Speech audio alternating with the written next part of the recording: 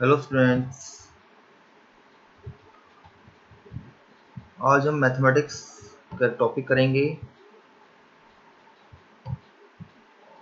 First chapter of mathematics, okay, जो है जिसका नाम है real number.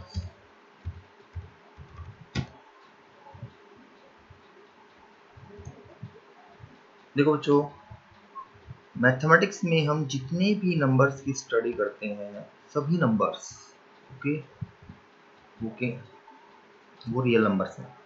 Okay, real numbers consist of different kind of numbers. Like first हम लेते हैं natural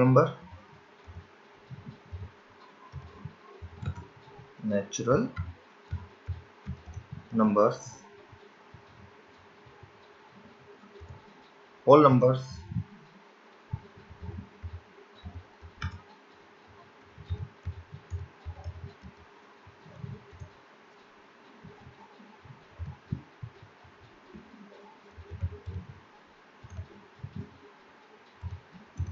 rational numbers,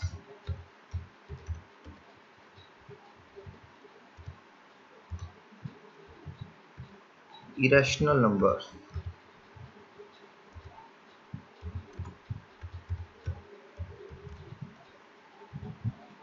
and integers। Okay,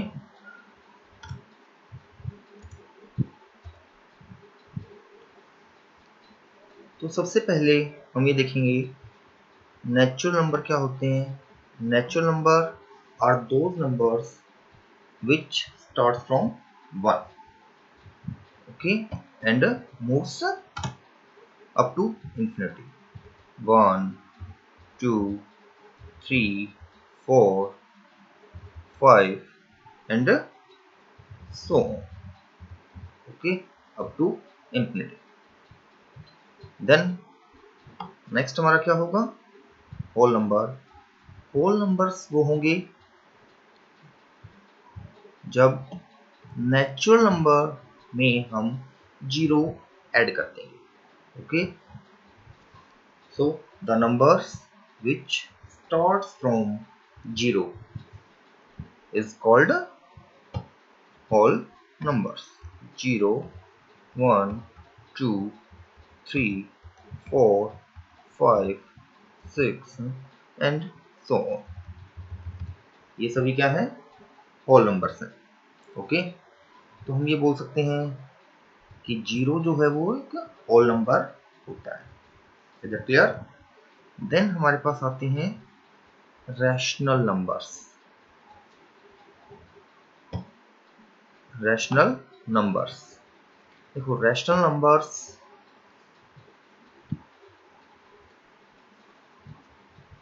के बारे में हमारे को बहुत कुछ पता होना चाहिए।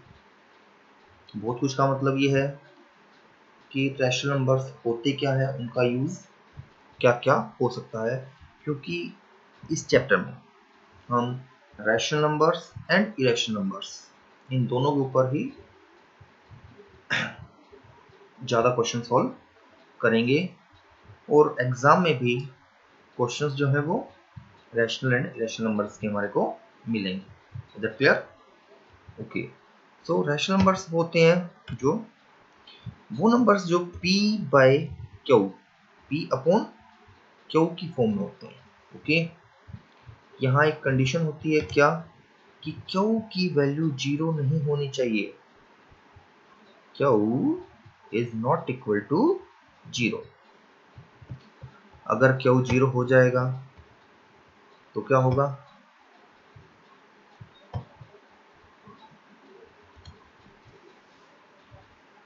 अगर क्यू जीरो हो जाएगा, if q equal to zero, then number is called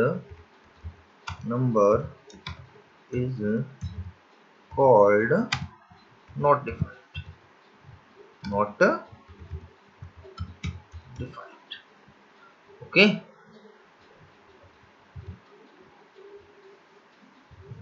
not defined उसको इस क्यों बोला जाता है, ये आगे जाके हम सीख लेंगे। एट प्रेजेंट हमको सिर्फ इतना पता होना चाहिए कि कोई भी नंबर जो p बाई क्यू की फॉर्म में होगा, ओके, और क्यू जीरो नहीं है, उसी नंबर को रैशनल नंबर कहा जाएगा, अदरवाइज वो नंबर इरेशनल होगा। ओके, देन हमारे पास आते हैं इरेशनल नंबर्स। इरेशनल नंबर्स क्या होंगे? इरेशनल नंबर्स वो होंगे जिनका स्क्वायर रूट एक whole number. Now the square root of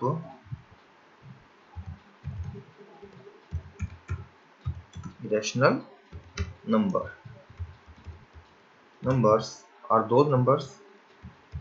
are those numbers whose square root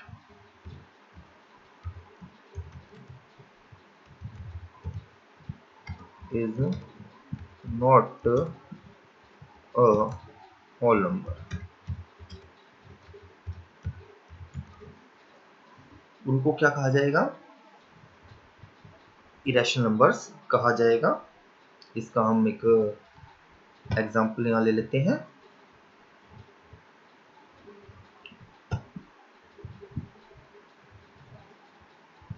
यहाँ कुछ और अभी लिखेंगे।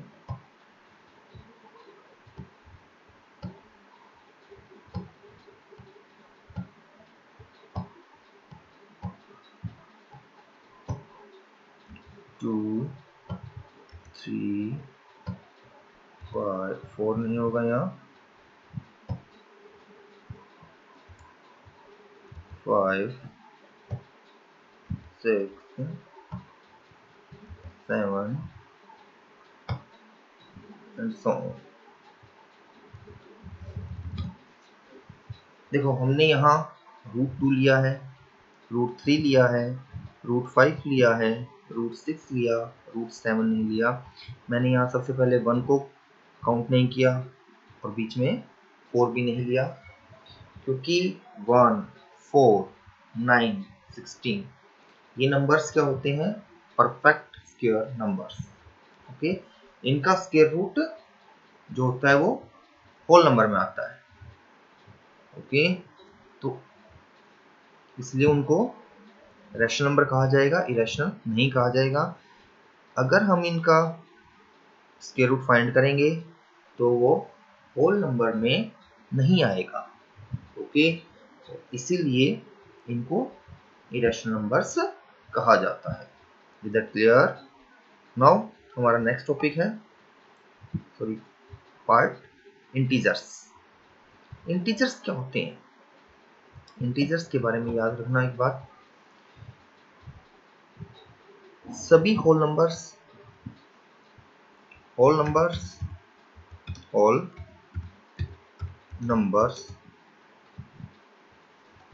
Plus and negative of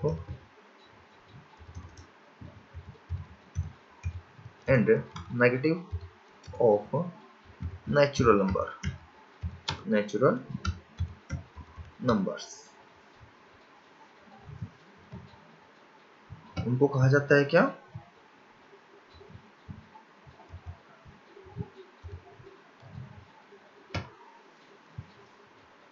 integers. अगर हम सभी होल नंबर्स को काउंट करें और उसके साथ साथ नेचुरल नंबर के negative science like 0, -1, -2 and right side में 1, 2, 3 एंड अप टू इंफिनिटी, इन सभी नंबर्स को इंटीजर्स कहा जाएगा। एक बात याद रखनी है, इंटीजर्स में कभी भी कोई डेसिमल नंबर कंसीडर नहीं होता। Okay, integers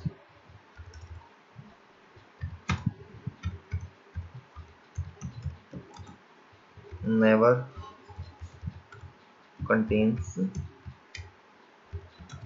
decimals। Decimal part. Okay, just whole number, but sign negative भी हो सकता है। ओके, ये था हमारा रियल नंबर का एक ओवरव्यू कि हम इस चैप्टर में करेंगे क्या। अब सबसे पहला कंसेप्ट जो हमारा आता है, सबसे फर्स्ट कंसेप्ट हमारा जो यहाँ बनेगा वो आएगा क्या, यूक्लिड्स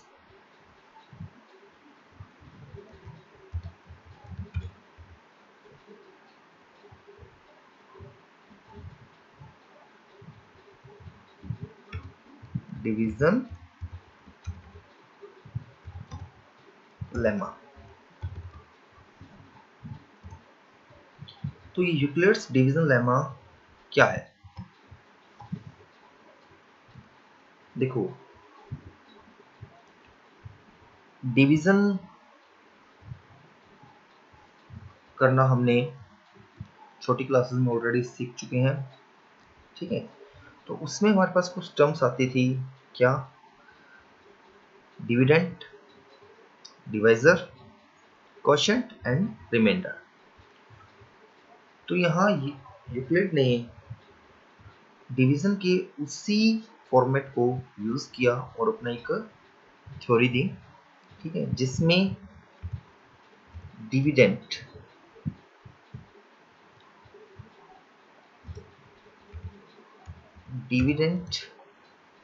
को हम किसके इक्वल रखते हैं?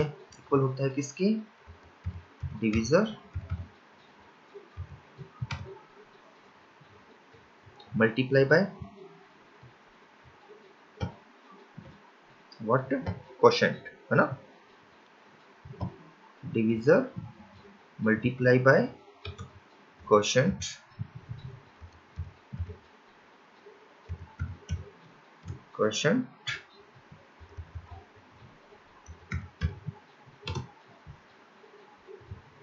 प्लस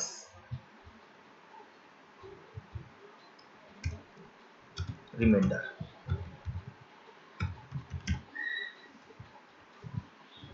डिविडेंड होता है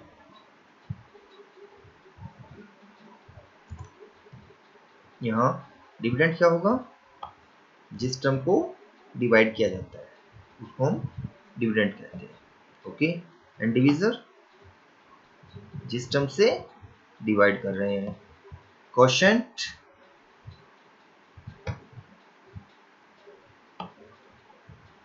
जो रिजल्ट आता है हमारा। ओके, और फाइनली रिमाइंडर, जो भी टर्म लास्ट में रिजल्ट के बाद बच जाती है वो रिमाइंडर बोली जाती है। ओके, तो एक चीज याद रखनी है, किसी भी नंबर को हम यहाँ कंसिडर करेंगे a इज इक्वल टू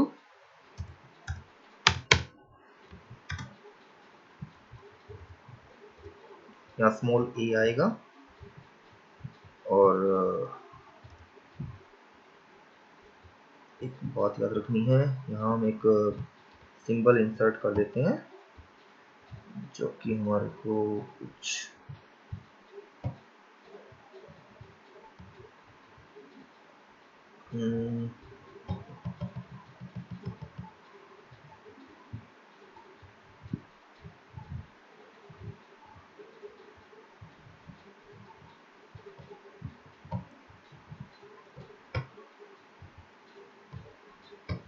एक सिंबल ढूंढना पड़ेगा। देखते हैं कोई सिंबल आता है तो यहाँ एरो का सिंबल कहीं मिले हमारे को तो यहाँ हम डाल देंगे। चलो, कुछ और नहीं मिल रहा तो ये डाल देते हैं, a is equal to b q plus r। Okay, यहाँ a जो है वो डिविडेंड को शो कर रहा है, यहाँ इक्वल का साइन आना था, इक्वल टू b डिवाइजर यानी कि जिस नंबर से हम उसको डिवाइड कर रहे हैं। Q is the quotient and R is the remainder. यहां एक बात याद रखने की है, वो क्या है, R की जो वैल्यू है रिमाइंडर, ओके, इसकी कुछ प्रॉपर्टीज होती हैं। रिमाइंडर कभी भी, और जो होगा वो कभी भी 0 से छोटा नहीं होगा, और कभी भी 0 से छोटा नहीं होगा, और always be greater than or equal to 0, greater than and equal to 0, और यहाँ और लगा देंगे। बट लेस देन होगा किससे,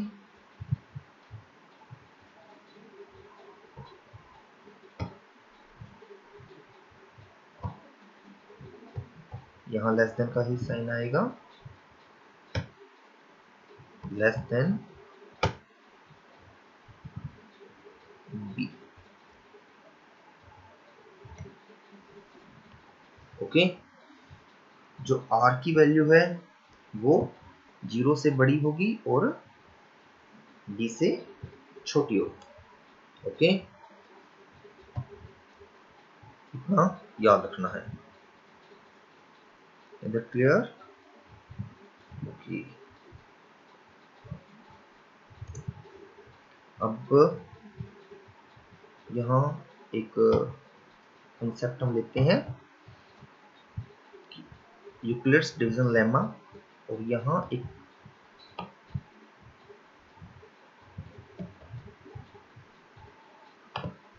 एल्गोरिथम है इसका।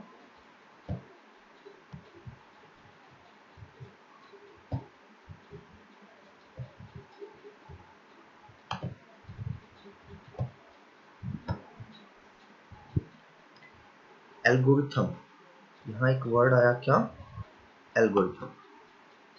तो जो एल्गोरिथम का मीनिंग होगा, a series of well defined steps which gives a procedure for solving type of problem। देखो, जिसने भी मैथमेटिक्स में एल्गोरिथम के ऊपर फोकस किया, मैथमेटिक्स में कभी भी वो बच्चा कंफ्यूज नहीं होगा, ओके, और किसी भी टाइप के क्वेश्चन को बहुत इजीली सॉल्व कर पाएगा। एक्चुअली में एल्गोरिथम होता है किसी भी प्रॉब्लम को सॉल्व करने के स्टेप्स, ओके। एक छोटा सा एग्जांपल मैं यहाँ डिस्कस करना चाहूँगा। जैसे हम चाय बनाते हैं, उसके अब एक स्टेप होते हैं कि सबसे पहले हम एक पैन लेंगे, उसमें पानी डालेंगे, चाय पत्ती, चीनी ये उबालते हैं, ठीक है। फिर उसके बाद एक प्रोसेस होता है, उसको उबालेंगे, फिर उसमें दूध मिलाएंगे, तभी चाय बनेगी। ऐसा तो नहीं होता कि हम पहले दूध डाल दें, ठीक है, उसमें कोई उबालें, फिर उसको बाहर निकाल कप में डाल के देन चाय पत्ती ऐड करें। मतलब स्टेप्स हम क्या करेंगे, चेंज कर देंगे कि जो हमको सबसे बाद में, जैसे छानने वाला है उसको हमने पहले कर दिया, ठीक है, या बीच में कर दिया, तो हमारे को रिजल्ट एक प्रॉपर नहीं मिलेगा उसमें, ठीक है। तो एल्गोरिथम का मतलब ही ये है कि किसी भी प्रॉब्लम को सॉल्व करने के प्रॉपर स्टेप्स, और जो भी स्टेप्स को फॉलो करेगा क्वेश्चन का आंसर कभी गलत नहीं होगा, ओके, ठीक है।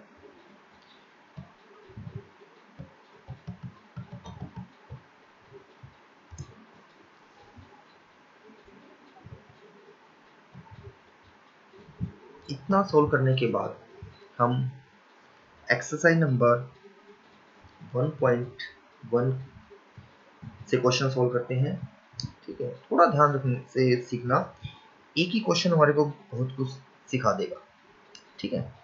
जैसे हम एक क्वेश्चन लेते हैं, एक प्रॉब्लम है,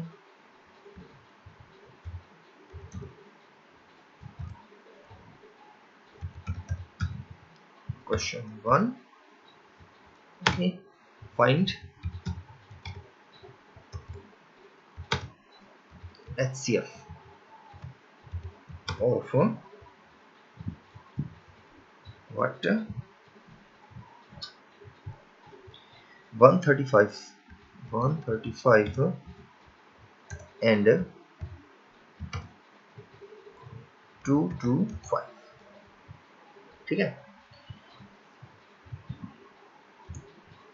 इसका सॉल्यूशन क्या होगा?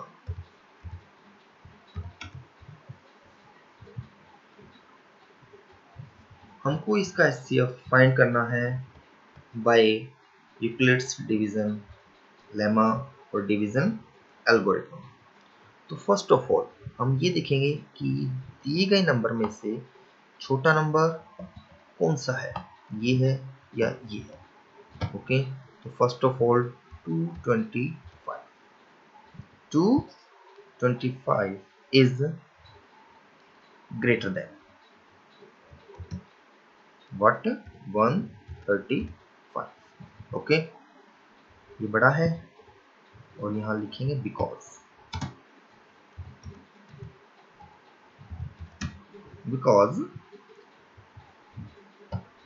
ओके. सबसे पहले 225 को 135 से डिवाइड करेंगे. क्या करेंगे? डिवाइड. ओके, तो डिवाइड करने के बाद हम ये लिख सकते हैं 225 is equal to 135 multiply by what,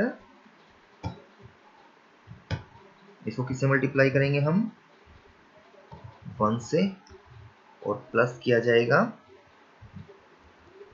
90 जो कि रिमाइंडर होगा. ऐसा ही होगा. अब ये प्रोसेस यानी कि यहां हमारे पास ये 225 तो हुआ dividend, 135 divisor, 1 quotient and 90 is remainder. 90 की वैल्यू होती है, ये जीरो नहीं होता, तो ये आगे फर्दर सोल्व होगा. अब इस 135 को हम 90 से डिवाइड करेंगे. तो 135 इज इक्वल टू व्हाट, 90 से डिवाइड करोगे तो यहाँ 90 लिखा जाएगा and multiply by quotient. Quotient कितना आएगा यहाँ हमारे पास? अगेन 1, और प्लस किया जाएगा क्या? 45. अब ये 45 भी क्या है? नॉट इक्वल टू 0 है. तो अब यहाँ इस 90 को हम अगेन डिवाइड करेंगे 45 से. 90 को 45 से जब डिवाइड करेंगे तो ये क्वोशिएंट 2 आएगा और रिमाइंडर कितना बचेगा हमारे पास? 0. और एक बात याद रखनी है, जिस टाइम पे रिमाइंडर 0 आ रहा है, ओके, तब जो यहाँ 45 यानी कि क्वोशिएंट है, सॉरी डिविजर, ठीक है, इसको HCF माना जाएगा. Is it clear? So HCF is 45. ये हमारा आंसर होगा. क्लियर है बात ये? ओके. तो ऐसे ही इसके बाकी जो क्वेश्चंस हैं उनको भी हम काफी इजीली कर सकते हैं. जैसे 196 एंड 38,220 इसका HCF फाइंड करना है, या 867 एंड 255 इनका HCF फाइंड करना है. प्रोसेस सारा यही होगा, कोई चेंज नहीं करना हमारे को. काफी इजी है. एक या दो क्वेश्चन की प्रैक्टिस अगर तुम कर लोगे तो उसके बाद सभी क्वेश्चन काफी इजीली सॉल्व हो जाएंगे. ओके, अब इसमें एक और टाइप आती है हमारे पास। नेक्स्ट जो क्वेश्चन है इसका, या नेक्स्ट टाइप बोल दो उसको, show that. Question number 2,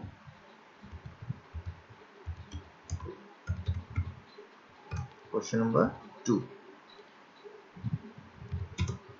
show that every any positive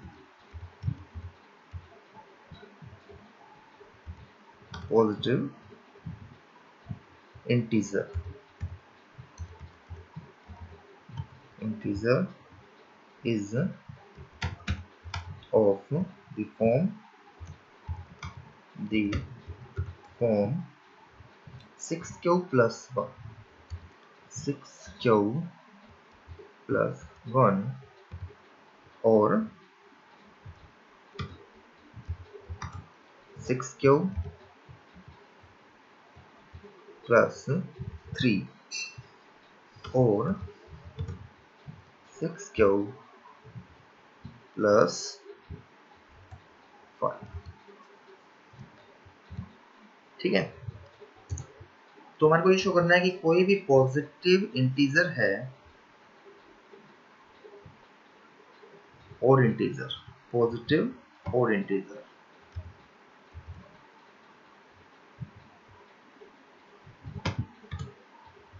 वो इस फॉर्म में होगा, ये हमारे को प्रूव करना है।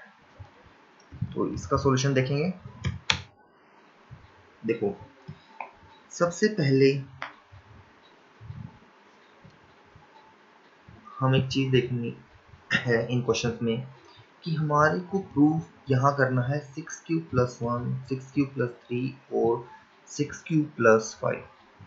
तो यहाँ जो मैं बात बताने जा रहा हूँ, थोड़ा सा अच्छे से ध्यान से सीखना उस चीज को।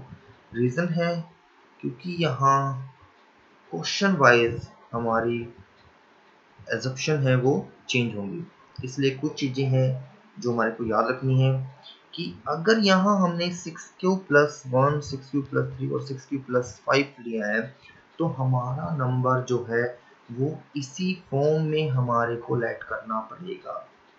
अगर यहाँ 2q plus 1, 2q plus 2 के साथ 3 तो आ ही नहीं सकता था, ओनली 2q plus 1 होता। ठीक है, तो उसके लिए भी हम अपना एक जो अजप्शन है वो कुछ और करते हैं।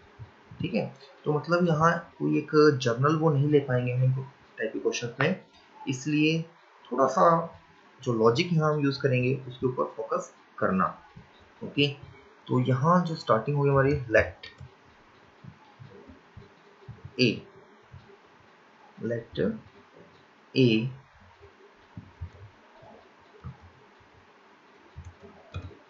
B any positive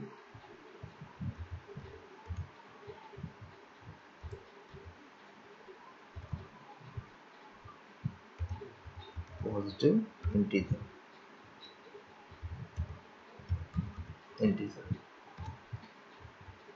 is a form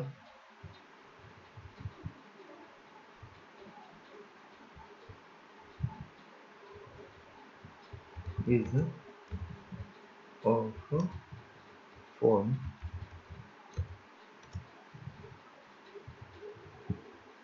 6q plus r, 6q plus r let करेंगे। ठीक है, सेम वैसे ही इसका मतलब ये हुआ क्या कि जो a है वो किसके इक्वल है,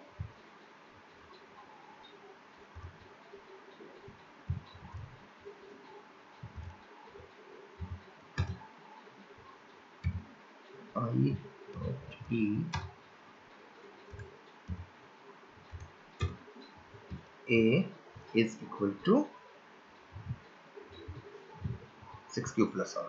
ठीक है, 6q plus r। तो देखो, a हमारे पास वो नंबर हो गया, 6 डिविजन यानी कि 6 से उसको डिवाइड कर रहे हैं, क्या वो क्वोशिएंट है और r रिमाइंडर है। अब यहाँ एक चीज सोचने की है और इसको वो बच्चे बहुत इजीली सोच लेंगे जिनको रिमाइंडर की प्रॉपर्टी आती है। हमने ऊपर सीखा था कि रिमाइंडर की प्रॉपर्टी में रिमाइंडर कभी भी 0 से लेस नहीं होता और डिविजर से बड़ा नहीं होता। ओके, सो यहाँ value of r where r is equal to, हम r को डिफाइन करेंगे, r की जो वैल्यू है वो हमारे को लेनी पड़ेगी, क्या, वेयर r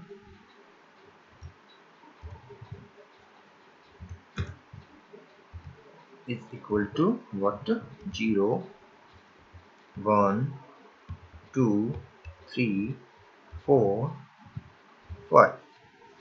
r की यही वैल्यूज हो सकती है, r की वैल्यू 6 भी नहीं हो सकती।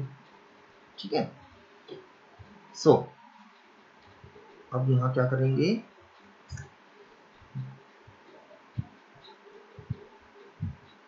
यहाँ इस पार्ट में r के प्लेस पे डिफरेंट वैल्यूज हैं पुट करते हुए चलेंगे। ठीक है, तो यहाँ लिखते हैं व्हेन r इक्वल टू 0, जब r की वैल्यू 0 है तो नंबर क्या आएगा, तो a इज इक्वल टू क्या होगा, a is equal to 6q, 6q, क्योंकि यहाँ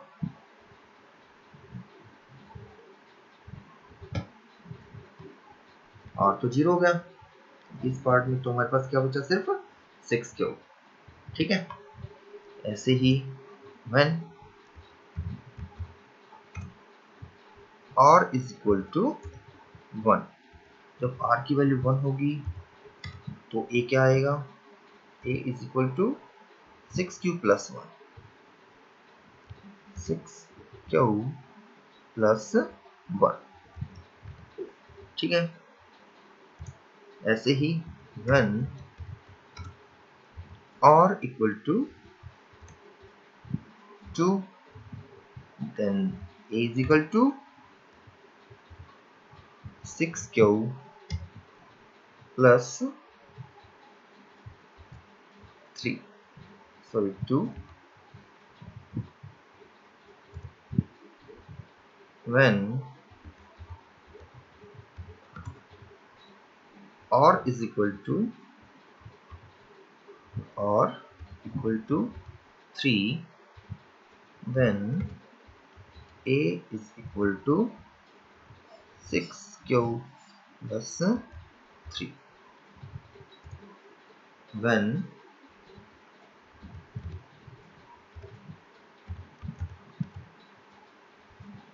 r equal to 4, then a is equal to 6q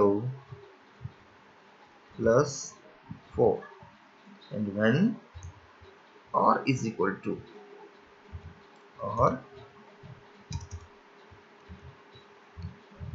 when r equal to 5, then a is equal to, then a equal to 6q plus 5। Okay, तो ध्यान देना थोड़ा, देखो first r की value यहाँ 0 है, यहाँ ऊपर देखो r 0 है तो a 6q होगा, ये नंबर 2 से डिवाइड हो सकता है तो ये नंबर क्या होगा, even, because divisible by 2। Okay, और याद रखना जब तक किसी नंबर के सभी पार्ट्स 2 से डिवाइड नहीं होंगे वो इवन नहीं होगा। जैसे यहाँ इसमें देखो 6q 2 से डिवाइड हो रहा है और इसमें यहाँ ये रिमाइंडर भी 2 से डिवाइड हो रहा है। ओके, तो ये नंबर भी क्या कंसीडर किया जाएगा, इवन, ये नंबर क्या है, इवन है। जबकि यहाँ r की वैल्यू 1 में 6q + 1 था, तो 6q तो 2 से डिवाइड हो सकता है बट 1 नहीं हो सकता। Then this number is what? Odd. ये नंबर क्या है? ओड है। सिमिलरली ऐसे ही ये 6q + 3 क्या होगा? ओड होगा। 6q + 4 क्या होगा? इवन होगा। एंड 6q + 5 क्या होगा? ओड होगा। ओके, तो एक चीज क्लियर हुई कि जो भी ओड नंबर्स हैं वो 6q + 1 की फॉर्म में आए हुए हैं। यहाँ 6q + 1 ओड है। ओके, 6q + 3 ओड है एंड 6q + 5 ये नंबर भी ओड है। ठीक है, तो इसी के अकॉर्डिंगली हमको अपने डिफरेंट क्वेश्चंस हैं वो सॉल्व करने हैं। Is that clear? Exercise number 1.1 हम इससे काफी इजीली सॉल्व कर पाएंगे। नेक्स्ट क्वेश्चन में भी हमारे पास जो नंबर है इनका एचसीएफ भी फाइंड करना है। क्वेश्चन नंबर 3 में ओके, एचसीएफ ऑफ 616 एंड 32 इनका एचसीएफ फाइंड करना, हमारा रिजल्ट आ जाएगा। और बाकी अदर क्वेश्चंस को अपने आप ट्राई करना, काफी इजीली कर पाओगे, कोई दिक्कत नहीं आएगी। Is that clear?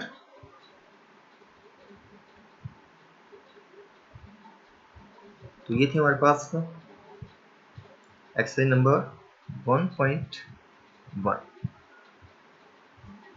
ट्राई करना, कोई दिक्कत आए उसको नोट डाउन करना और डिस्कस करना। ठीक है, थैंक यू।